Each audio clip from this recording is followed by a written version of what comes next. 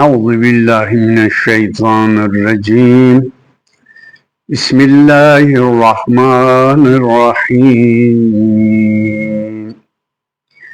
الحمد لله رب العالمين بارئ الخلائق أجمعين باعث الأنبياء والمرسلين والصلاة والسلام على جامع شمل الدين أفضل السفراء المقربين وخاتم النبيين بالقاسم محمد صلى الله عليه وعلى آله الطيبين الطاهرين المعصومين أما بعد فقد قال الحكيم في محكم كتابه الكريم وقرآنه العظيم بسم الله الرحمن الرحيم يا أيتها النفس المطمئنة ارجعي إلى ربك راضية مرضية فادخلي في عبادي وادخلي جنتي صدق الله العلي العظيم.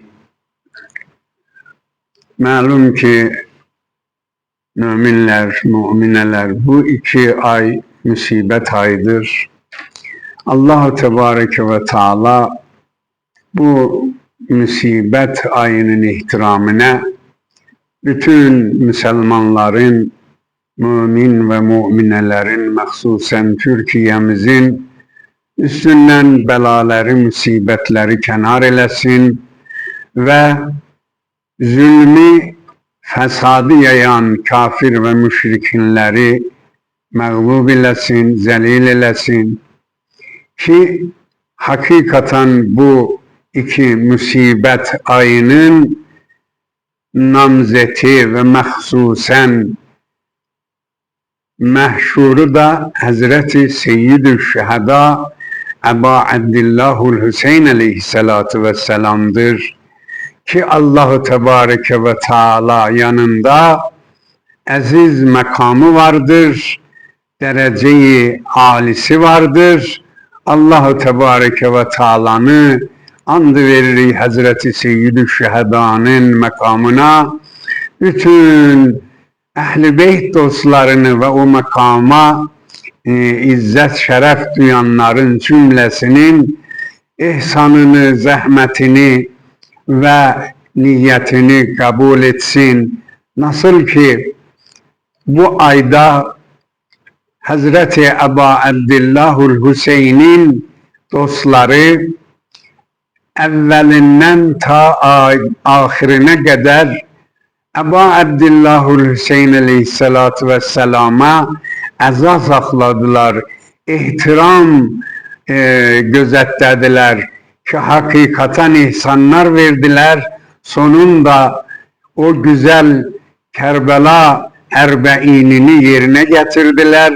Allah cümle ihsan eden, cümle eza saklayan ve ihtiramen o ziyaretleri yerine getirenlerin amalların kabul eylesin. Hakikaten büyük bir inşallah makam aldılar Allah'tan. Çünkü nasıl ki şairler buyurmuştur, her an kes ki kadem zet be asitanil Hüseyin aziz her do cihan şud kasem bi canil Hüseyin. Manası budur ki herkes Hazreti Ebu Abdillahul Hüseyin aleyhissalatu vesselamın tarafına bir kadem ata, yani bir dostluk eliye ve bir ihsan eliye, bir eza saklaya, bir ziyaret eliye, her 2 dünyanın azizi oldu. Andolsun Hüseyin'in canına. Çünkü Allah-u Tebareke ve Teala Ebu Abdillahul Hüseyin'in hakkında çok büyük böyle ayeler ve məxsusən Peyğəmbər İslam sallallahu aleyhi ve sellem'den hadisler buyurmaktadır. Çünkü bunu evet 12 imamın 12'si de eimmedir ve Peygamber İslam'ın nuri didesidir ve vesisidir. Ama Hüseyin'in makamı Allah yanında ve eimmenin yanında ve məxsusən Peygamberin yanında elahidde bir makama sahiptir. Nasıl ki Kur'an-ı Kerim'inde de Allah-u Tebareke ve Teala buyurur ki فَضَّلَ بَعْضُهُمْ عَلَى بَعْضٍ Allah bazılarını bendelerinin bazılarına faziletli karar koyuptur. Nasıl ki o faziletli makamdan da birisi hemen bu ayın şehidi, bu ayların şehidi Hazreti Ebu Abdillahul Hüseyin aleyhissalatu vesselam'dır.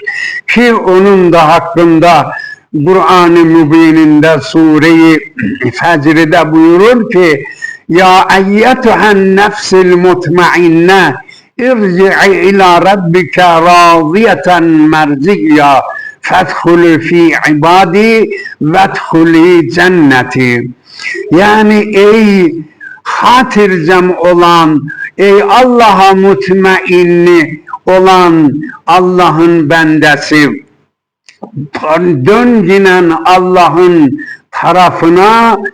Allah senden razıdır, sen de Allah'tan razı olacaksan ve dahil ol benim iyi kullarımın, iyi bendelerimin sefine ve dahil ol behiştime.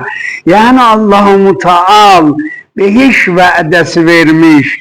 Hemen bu ayların şehidi Seyyid-i Şehada Ebu Abdillahul Hüseyin'in hakkında bunun içindir ki dostları ve Müslümanlar Allah'ın ve Peygamber'in buyurduğu gibi biz ona fazilet karar koymamız lazımdı.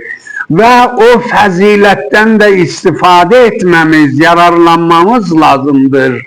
Çünkü hakikaten Allah-u Tebareke ve Teala iki tane ameli meleklere buyurmuştur ki iyi amellerden çoktur, sayısı bilinmez ama ikisine buyurmuştur melekler.